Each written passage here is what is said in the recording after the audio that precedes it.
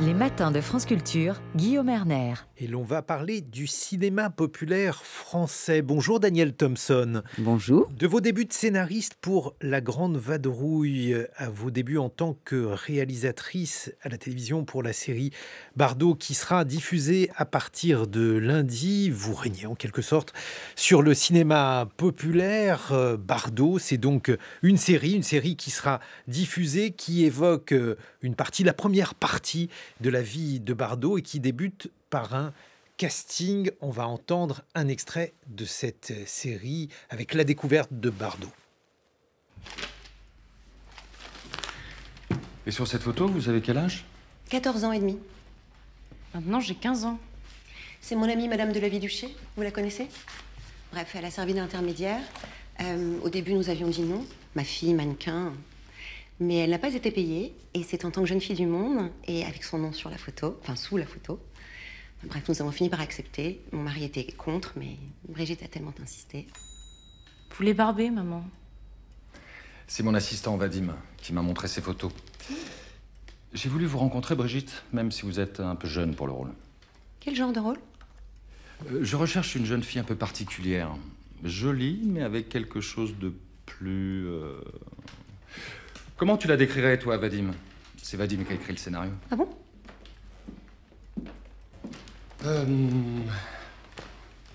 Inattendu, imprévisible, une fausse candeur peut-être. Un peu femme-enfant. Enfant, certes, mais femme, on en est encore loin. Et puis Brigitte n'a aucune expérience. C'est ça qui m'intéresse. Un extrait de Bardot, cette série que vous avez réalisée en compagnie de votre fils Christopher Thompson. Danielle Thompson, Brigitte Bardot, dans cet extrait à 15 ans, elle rencontre Marc Allégret et un certain Roger Vadim. Qu'est-ce qu'elle avait de plus que les autres, Bardot? Il est certain que dès ce très jeune âge, elle intriguait les gens qui la rencontraient. D'abord, elle était ravissante, mais il y avait effectivement quelque chose de plus, parce que c'est pas une beauté classique, et pourtant c'est une beauté fracassante. Et donc, je pense que ce qu'on a essayé de montrer justement dans cette rencontre, et puis plus tard aussi dans la rencontre avec son futur agent, Olga Horstig, les gens sont fascinés devant cette espèce de présence un petit peu comme un chat, parce qu'il y a quelque chose de très sensuel et de mystérieux chez cette petite fille à l'époque déjà, puisque c'est encore une petite fille. C'est ça qui nous a beaucoup intéressés dans le début de cette aventure. Et voilà, il y a quelque chose déjà qui est un mystère et qui va de rester. Quelque chose d'étonnant entre à la fois la pression du milieu bourgeois très contraint dont elle vient et cette forme de liberté, d'audace, de culot dont elle fait preuve. Oui, il y a cette éducation donc d'une famille bourgeoise des beaux quartiers de Paris, avec une éducation très stricte qui d'ailleurs ressemble quand même beaucoup à l'éducation de l'époque, parce que j'entends beaucoup dire que ça se passe dans les années 60. Pas du tout, ça se passe dans les années 50. Et c'est très important, parce que c'est justement dans les années 60, le monde entier va un petit peu exploser, justement, notamment tous ces principes d'éducation. Mais pas dans les années 50. Dans les années 50, on est encore dans le... Oui, enfin, les parents ont une autorité absolue. Il y a des punitions corporelles qui sont totalement admises. Et d'ailleurs, Brigitte Bardot raconte que... alors, c'est pas une enfant martyre du tout, mais elle a effectivement été la victime, si j'ose dire, de l'éducation de l'époque. On a l'impression, en tous les cas, qu'elle a filé doux pendant très très longtemps, et que tout à coup, la rencontre avec ce jeune homme de 21 ans et cette passion amoureuse qui se déclenche comme à 15 ans, quand on souvent d'ailleurs on tombe amoureux d'une vedette du cinéma et on met les photos partout, mais là il est bien réel, et ça se concrétise très très très vite. Et ça, c'est quand même effectivement très audacieux pour l'époque et pour ce milieu. Vous avez décidé donc dans cette série d'évoquer la vie de Bardot jusque dans les années 1960. Pourquoi avoir pris cette période, Danielle Thompson? Ça s'est fait de manière un peu instinctive, c'est-à-dire qu'au départ, cette idée étant une idée de notre producteur Pascal Breton, on en a parlé donc tous les deux avec Christopher, avec lequel je travaille sur mes scénarios depuis de nombreuses années, et on était un petit peu perplexes. Et en fait, la vraie question, c'était est-ce que c'est passionnant? Parce que c'est ça le nerf de la guerre d'une histoire comme celle-ci. Est-ce que tout à coup, c'est une petite musique avec effectivement le côté un petit peu feuilletonesque ou est-ce qu'il y a à l'intérieur de ça quelque chose de tout à fait différent de ce qu'on sait en fait? Parce que c'est un personnage très, très, très célèbre dans le monde entier, peut-être moins avec la jeune génération, mais justement, j'espère qu'ils vont découvrir ce phénomène incroyable qui est très, très intéressant à raconter justement aujourd'hui, parce qu'aujourd'hui, tout le monde est célèbre en un clic, et qu'à l'époque, elle a été la seule qui a à la fois provoqué et subi ce déferlement mondial. Justement, parce que ça aussi, il faut le rappeler, et cette série le rappelle, Bardot, c'est à la fois une popularité, une célébrité dans la France tout entière, et aussi une célébrité parmi les intellectuels. Elle donne à penser. On écoute un second extrait de cette série. Chère Brigitte, d'abord merci de m'accorder une interview pendant vos vacances tropéziennes. Savez-vous que vous êtes devenu un personnage très littéraire? Ah bon? Oui. Je savais pas. Et si, Marguerite Duras parle de vous. Ah, Marguerite Duras parle de moi?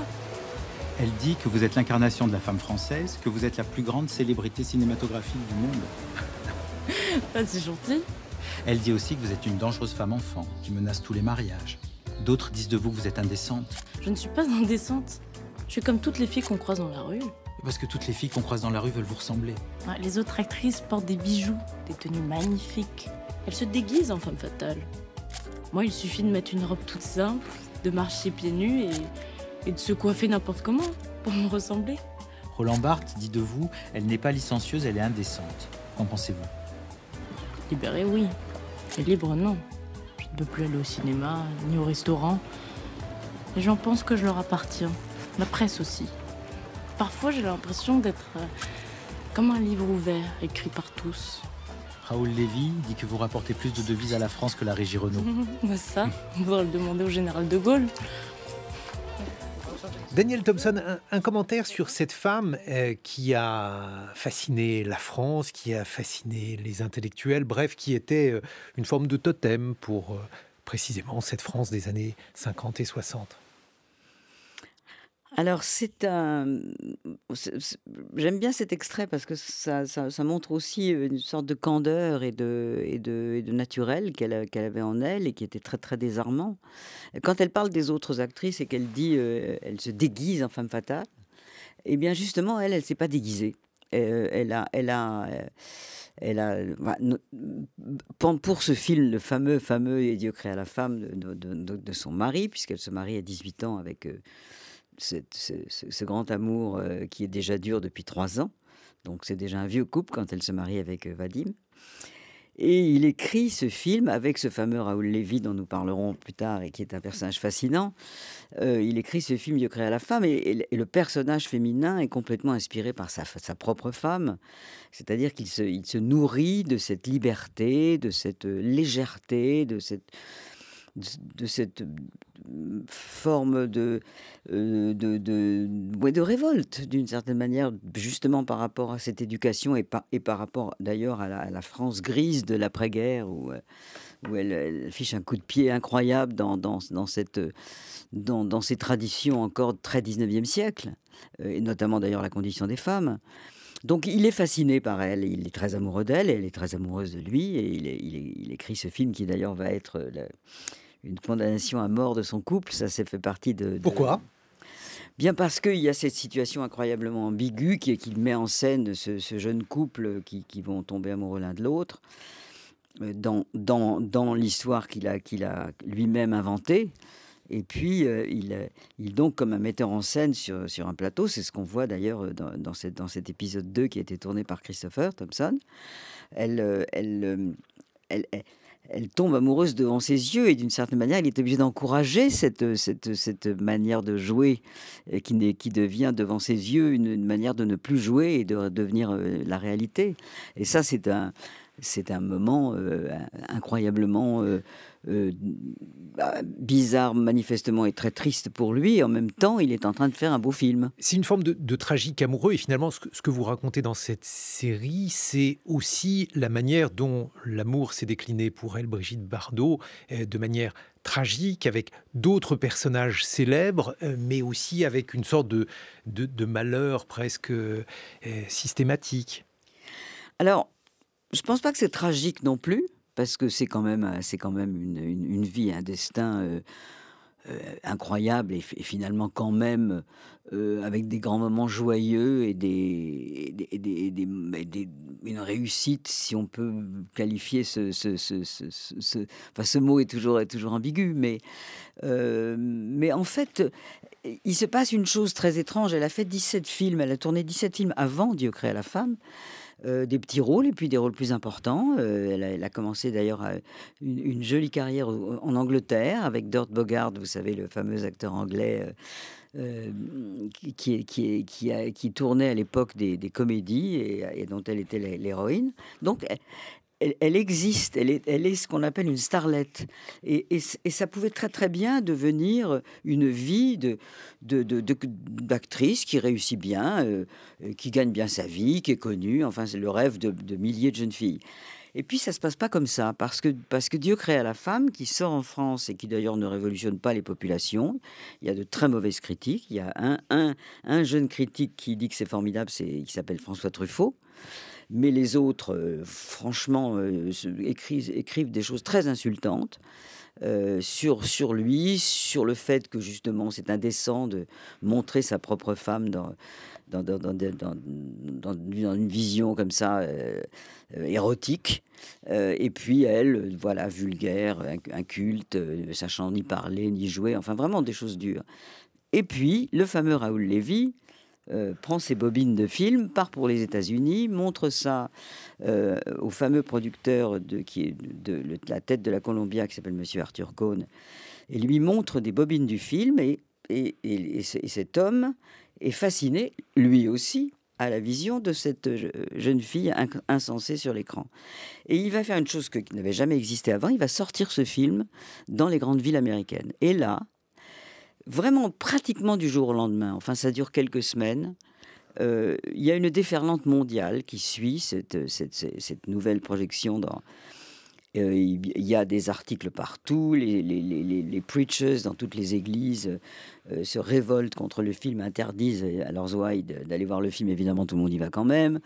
Enfin ça devient une espèce de phénomène, il y a beaucoup d'archives là-dessus, avec des queues immenses devant les cinémas, et puis ça part dans le monde entier, et là, vraiment la vie de cette femme va changer, parce que cette magnifique aventure va se transformer quand même en une sorte de prison mondiale. Il faut qu'on parle de Raoul Lévy, personnage que j'ai découvert grâce à votre série, joué par Yvan Attal, producteur de Bardot, lui aussi doté d'un destin romanesque, je vais dire là aussi tragique. Vous allez dire que...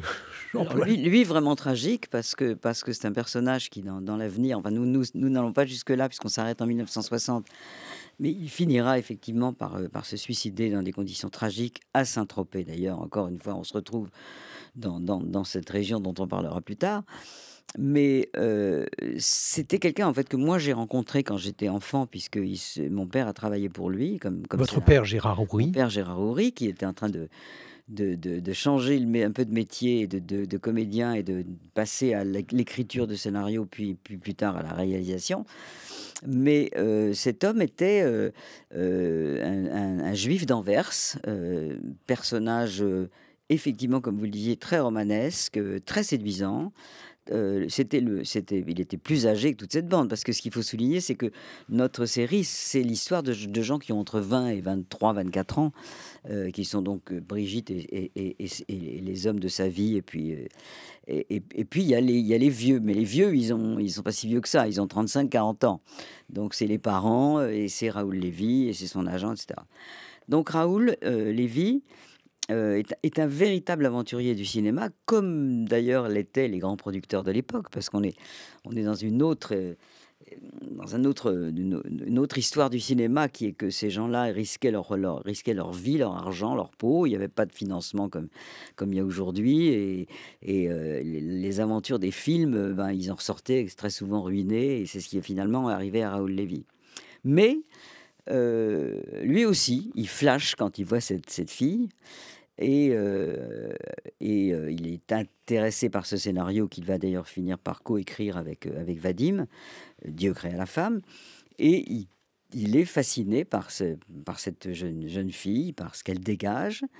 Et il dit banco, et il va en effet produire ce premier film. Puis ensuite, les plusieurs films magnifiques, dont bien sûr En cas de malheur. Alors, En cas de malheur avec Gabin, ça aussi c'est une rencontre étonnante, Bardot et Gabin. Alors Bardot-Gabin, elle est très intimidée. Gabin, c'est un monument à l'époque. Et puis il a la réputation de ne pas être un tendre non plus. Et en fait, il y a une anecdote d'ailleurs magnifique qui est que elle est très intimidée sur le tournage avec lui. Et dans les premiers jours de tournage, première prise, elle se met à bafouiller. Deuxième prise, elle se met à bafouiller. Troisième prise, elle continue à bafouiller. Donc elle est tétanisée. Quatrième prise, c'est lui qui bafouille. Et c'est lui qui tout à coup, la met complètement à l'aise en montrant qu'il a aussi ses faiblesses et qu'il est finalement au même niveau qu'elle. Et ça, c'est quelque chose d'une très très jolie scène d'ailleurs que j'aurais bien voulu inclure dans la série. Scène de liberté aussi où elle remonte sa robe. Alors, scène de liberté où elle remonte sa robe. Alors, on lui fait dire que c'est son idée à elle, j'en suis pas sûr. Mais en tous les cas, c'est une scène effectivement incroyablement... c'est assez stupéfiant, c'est très audacieux parce que la manière dont la caméra est positionnée derrière, justement son derrière, si j'ose dire, et elle remonte sa jupe et on voit surtout dans le regard de cet homme qui est du coup face à la caméra, le trouble et le désir d'un homme plus âgé, puisque c'est l'histoire en question, qui tombe éperdument amoureux de cette fille qui est un peu sans foi ni loi et qui est en plus elle-même amoureuse d'un jeune garçon. Enfin, elle le manipule. Il est marié avec la merveilleuse comédienne Edwige Feuillère. Et le film est magnifique. Et produit par Raoul Lévy de nouveau. Puis, Babette s'en va en guerre. Babette s'en va en guerre, où votre père était également impliqué en tant que scénariste. On se retrouve dans une vingtaine de minutes, Daniel Thompson, pour évoquer cette histoire du cinéma français et cette histoire également de Brigitte Bardot. 7h-9h, les matins de France Culture, Guillaume Erner. Nous sommes avec vous, Daniel Thompson, de vos débuts de scénariste pour La Grande Vadrouille à vos débuts en tant que réalisatrice. Vous signez en compagnie de votre fils Christopher Thompson une série Bardot qui sera diffusée pour les premiers épisodes sur France 2 lundi prochain. Et on va écouter justement un autre extrait de cette série où Bardot se demande pourquoi on ne lui propose que de vieux réalisateurs. Tiens, voilà la nouvelle version de Babette. Ouri a tout changé, c'est le jour et la nuit. Il n'est pas acteur? Maintenant, il écrit, il est très doué. Tu lis vite, hein, s'il te plaît. Il est mignon, celui-là.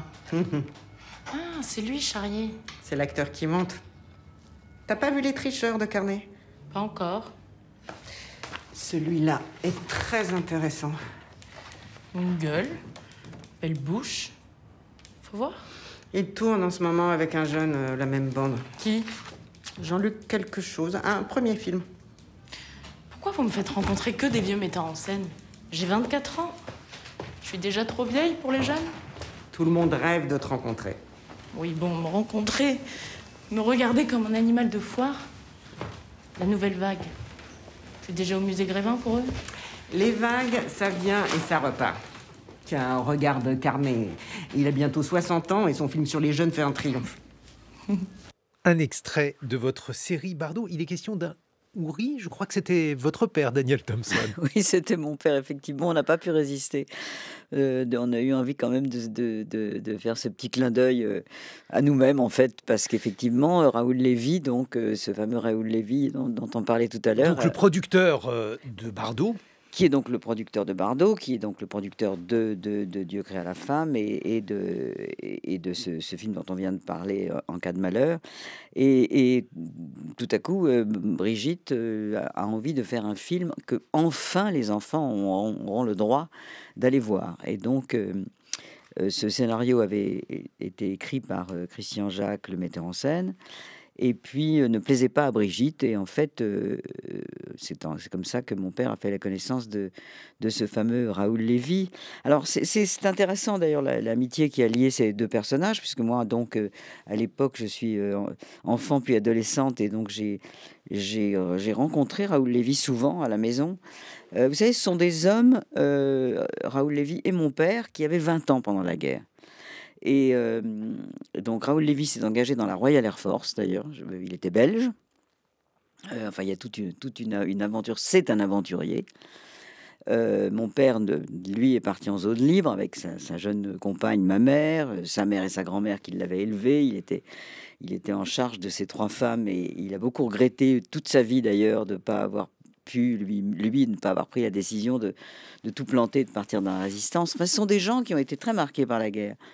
Et c'est vrai que, d'ailleurs, ça se voit dans les films de mon père, dans beaucoup de films, bien sûr La Grande Vadrouille, L'As des As, Les Aventures de Rabbi Jacob, tout ça, ce sont des films qui sont merveilleusement comiques et voilà, qu'on remet plus tellement en question aujourd'hui, parce que finalement, Dieu merci, ils sont rentrés un petit peu dans le patrimoine des Français, mais ce sont des films marqués par cette époque. Et je pense que la complicité entre Raoul Lévy et mon père, c'est aussi ça. Ce sont des gens qui ont vécu cette période, qui étaient l'un et l'autre juifs, qui ont eu peur, qui ont vécu finalement une grande partie de leur jeunesse foutue en l'air bien sûr, par la Deuxième Guerre mondiale. Justement, je me suis toujours demandé comment ces gens qui, a priori, n'avaient rien pour être légers, avaient vécu des périodes traumatiques, avaient écrit une page du cinéma, autrement dit un art qui est aussi lié à la distraction, qui est lié à la légèreté. Raoul Lévy, votre père, dont le nom est attaché à quelques-unes des plus célèbres comédies françaises. Mais je crois que quand on a traversé justement des périodes comme ça, si on n'a pas perdu sa joie de vivre et son enthousiasme et son humour, ça donne justement, voilà, on retourne les choses dans ce sens-là. Et je pense que mon père était quelqu'un de très très très joyeux et de très drôle dans la vie, et puis de très drôle surtout, bien sûr, dans ses films. Donc je crois que c'est une réaction, effectivement. Enfin, ils ont d'ailleurs eu l'un et l'autre de la chance. Ils n'ont pas subi la déportation. Ils font partie des gens qui ont eu un parcours chaotique à l'époque, mais très très positif. Mais lorsque votre père participe à Babette s'en va en guerre, donc ce film dont il écrit le scénario, Bardot joue dedans, c'est un film où il est question de la guerre. On est très peu de temps après la guerre.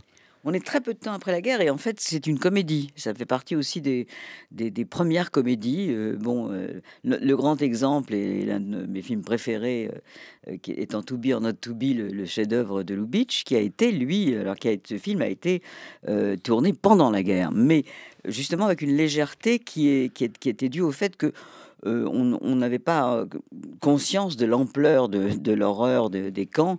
Il y a le fameux personnage qui s'appelle Concentration Camp Erhardt, qui est un Allemand qu'on ridiculise, le film est un chef-d'œuvre absolu. Mais enfin, il y a justement une audace et une légèreté qui est due au fait qu'on ne savait pas.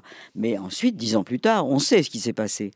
Et là, c'est vrai qu'il y a une fascination, finalement, et une audace, d'ailleurs, à pouvoir transformer en comédie une époque atroce.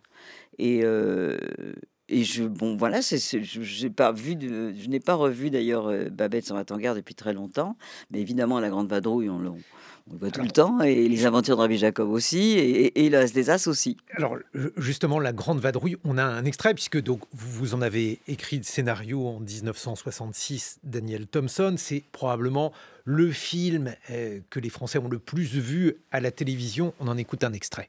Alors, j'avais rendez-vous le 15 novembre avec le commandant Jean-Pierre, qui en réalité est le sergent Henri, et de son vrai nom, Maréchal. Il s'appelle Maréchal. Non, Si. Non, il y a une petite erreur, Major Harbach. C'était pas un lundi. Quand? C'était un dimanche. Oui, c'est vrai, oui. Et d'une. Et c'était pas en novembre, puisque c'était en janvier. Voilà. Et le dénommé Henri ne s'appelait pas encore Maréchal. Non. Mais moi, je suis né en 14, moi. Oui, c'était la Grande Guerre. Ah bah oui, c'est la Grande Guerre. La Grande Guerre. 4 ans. 4 ans, Qui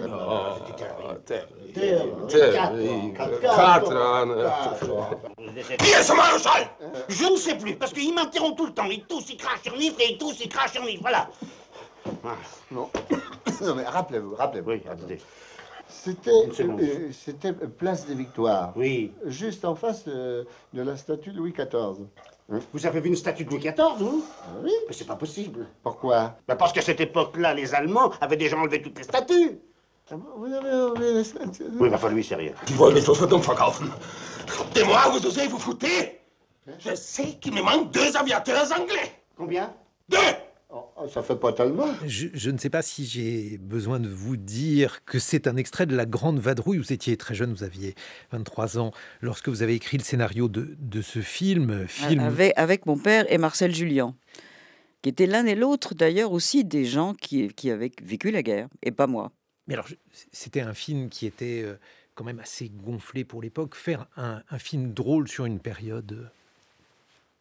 Oui, alors c'était très intéressant d'ailleurs ce travail avec ces deux hommes, en effet, qui avaient 20 ans de plus que moi, un petit peu plus que 20 ans de plus que moi, et qui avaient donc vécu la guerre, et qui avaient de temps en temps, qui étaient frileux par rapport à justement aborder des choses tellement graves avec cette légèreté. Et moi, je pense que j'avais aussi un peu un rôle je les désinhibais parce que j'étais effectivement très jeune, j'avais 23 ans. Moi, la guerre, même si j'étais né pendant la guerre, j'avais pas souffert de quoi que ce soit. Et j'étais trop jeune pour ça. Et puis, j'avais pas du tout cette espèce de notion de tabou. Et donc, c'est un souvenir très amusant et très merveilleux que cette première grosse collaboration à ce film qui suivait le Cornio, donc qui était un film qui allait se faire. On n'était pas en train de travailler sur quelque chose où on se disait est-ce qu'on va réussir à monter ce film. C'était le deuxième Bourvil de Funès, il n'y avait aucun problème. Et donc on travaillait sur quelque chose de très concret. Et voilà. Et je me souviens très bien de ces séances de travail nombreuses où je posais des questions et je représentais la génération qui ne savait pas beaucoup de choses et qui finalement s'en foutait un peu. Mais alors, justement, comment votre père vivait le fait que la France ait été partagée, disons, le fait qu'il faille tourner en faisant un film qui était un film drôle sur des sujets tragiques? Je pense que le film aussi avait cette qualité de déculpabiliser finalement les Français qui avaient été... alors, il y avait les résistants, il y avait bien sûr les collaborateurs, mais il y avait quand même l'immense quantité de gens en France qui étaient des gens qui subissaient en effet l'occupation et qui n'étaient pas particulièrement courageux, ni d'ailleurs lâches, mais qui survivaient. Et là, on met justement les stars, les personnages en question qui sont incarnés par Bourvil et de Funès, et puis d'ailleurs beaucoup des autres, sont des gens qui se transforment en héros. Et ça, c'est quelque chose, je crois, qui a été quelque chose de très apaisant. Parce qu'en effet, La Grande Vadrouille, alors bien sûr, Babette, c'est encore beaucoup plus tôt, mais La Grande Vadrouille, après tout, c'est 20 ans plus tard. Et le fait justement de travailler avec Bourvil, de Funès, autrement dit, deux des noms les plus célèbres du cinéma français de l'époque. Ça, c'était merveilleux parce qu'on quand on imaginait les scènes, on les imaginait eux. Donc ça c'est une grande source d'inspiration. Alors quelquefois, d'ailleurs, on écrit des choses qui vont se passer très bien sans savoir qui va interpréter. Il y avait des allers-retours avec Bourvil et De Funès? Oui, mon père avait des allers-retours beaucoup avec eux. Ils étaient très très proches. C'était vraiment un trio. Ce sont des gens qui adoraient travailler ensemble. Mais comment étaient-ils dans le travail? Ils étaient très différents l'un de l'autre. Mon père raconte que c'est vrai que Bourvil était quelqu'un qui était tout de suite dans une énergie et dans une efficacité magnifique et qui s'épuisait au fil des prises. Et De Funès, c'était le contraire. Il commençait doucement et puis petit à petit, il s'échauffait, il devenait génial. Au bout de 10, 15, 14 prises, c'était très, très difficile d'équilibrer tout ça. Mais puis dans la vie aussi, c'était très, très différent. Moi, j'ai des souvenirs de repas sur le tournage ou en dehors du tournage avec un Bourvil tellement drôle, ouvert, racontant des histoires, faisant des imitations, hurlant de rire. Enfin, c'était quelqu'un de truculent et d'incroyablement facile. Et en revanche, Louis était un homme très réservé, très silencieux, très drôle aussi, mais dans un côté un peu pince sans rire. C'était vraiment pas du tout le même genre de personnage, pas du tout. Et la place du scénariste dans l'actualité en ce moment, il y a une grève des scénaristes à Hollywood. Alors je ne sais pas si les scénaristes sont moins bien considérés en France qu'aux États-Unis, mais à l'époque, par exemple, être scénariste en France, qu'est-ce que ça voulait dire? Qu'est-ce qui a changé à cet égard, Daniel Thompson? Les scénaristes sont quand même des gens de l'ombre. Enfin, moi, je me considère beaucoup plus scénariste que quoi que ce soit d'autre parce que c'est vraiment une grande partie de ma vie professionnelle. Mais c'est vrai que c'est un film et puis le scénariste, il est derrière. Et puis en plus, il a eu un rôle intime dans la fabrication d'un film. Il est le scénariste, mais il est la base de tout.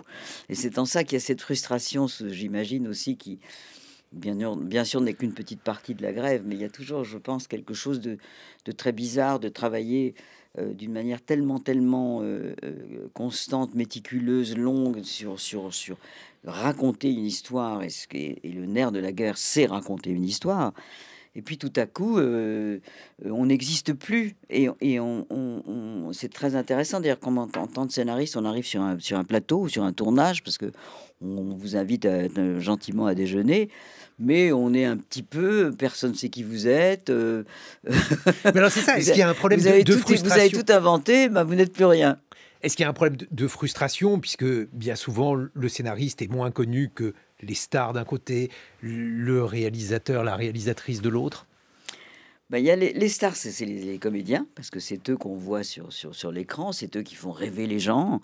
C'est bien sûr à eux qu'on s'identifie. Alors maintenant, il y a une plus grande connaissance, bien sûr, grâce aussi au fait que vous savez tout de suite qui est qui en regardant les réseaux sociaux, en cliquant sur Wikipédia, etc. Mais à l'époque, en tous les cas,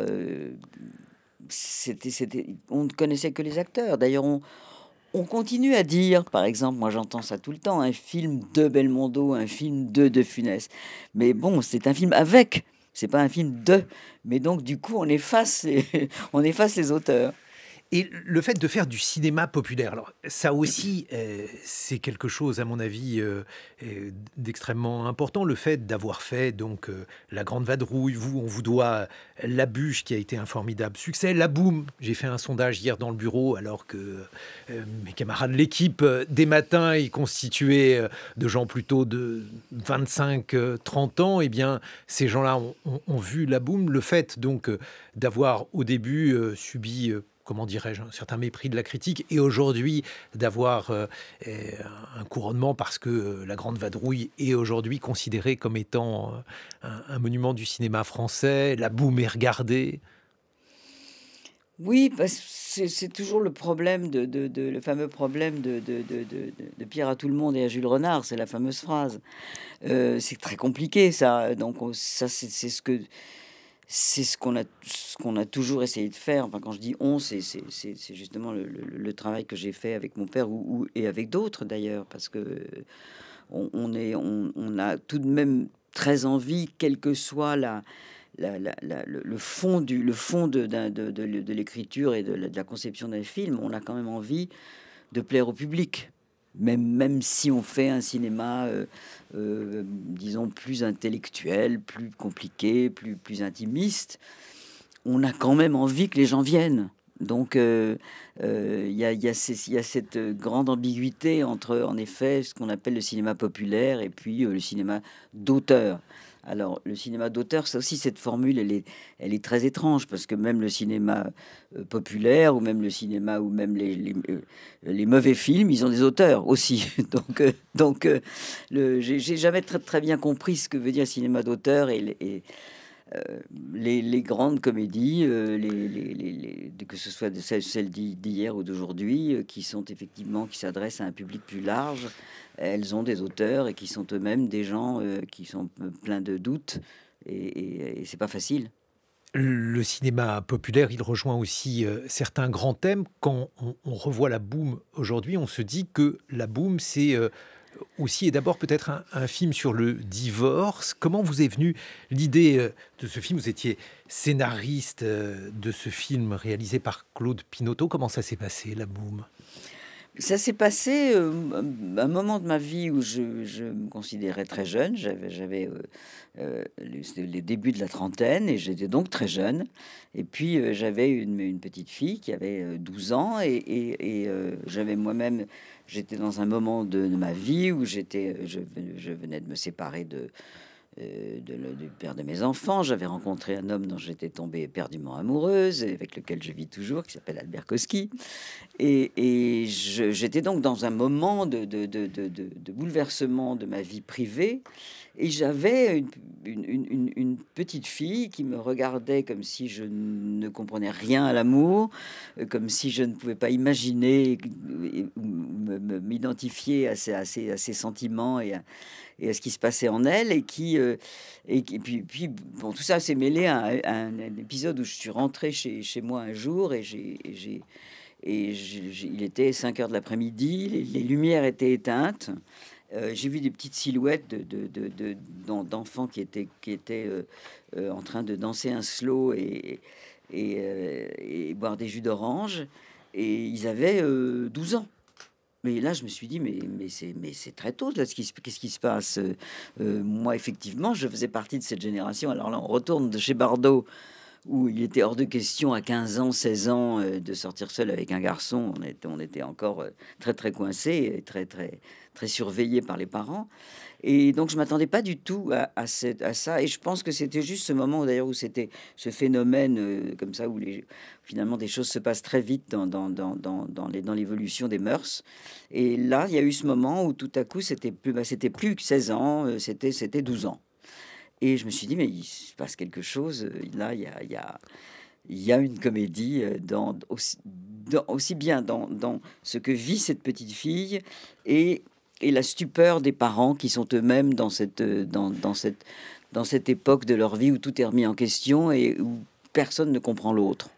Mais alors, rétrospectivement, lorsque on voit la liste de ses succès, il faudrait parler aussi de Rabbi Jacob, qui est là aussi un film que vous avez confectionné avec votre père, Daniel Thompson. Est-ce que ces succès vous surprennent, leur permanence aussi? Parce que quand on compare la permanence de ces films par rapport, par exemple, à certains films de Bardot qui sont connus, dont le nom est connu, mais qui sont probablement beaucoup moins regardés. Mais ça, encore une fois, on ne sait pas ce qui va se passer. C'est le temps qui nous donne la réponse. C'est vrai que il y a une espèce de sélection qui est faite avec le temps. Et c'est vrai qu'on a eu la chance, mon père avait cette osmose, je pense, avec le public, pardon, avec le public à un certain moment de sa vie, notamment quand on pense aux gros films de mon père qui ont eu le plus de succès. C'est vrai qu'il y a eu quelque chose qui s'est passé, une concordance des temps avec ce qu'avait envie de voir le public. Mais ce qui est très agréable et passionnant et qui me fait un plaisir fou et qui me donne toujours envie de lui téléphoner, malheureusement je ne peux plus, c'est le succès que ces films continuent à avoir aujourd'hui avec le public grâce à la télévision, puisque les films passent et repassent. Et il y a quelque chose de très surprenant, et je pense qu'il vient beaucoup de l'esthétique de ces films qui sont très beaux et qui du coup vieillissent bien. Et tout le succès que l'on souhaite au Bardo, Daniel Thompson, puisque la série que vous avez confectionnée avec votre fils Christopher sera diffusée pour les premiers épisodes lundi prochain sur France 2. Merci de nous avoir accompagnés.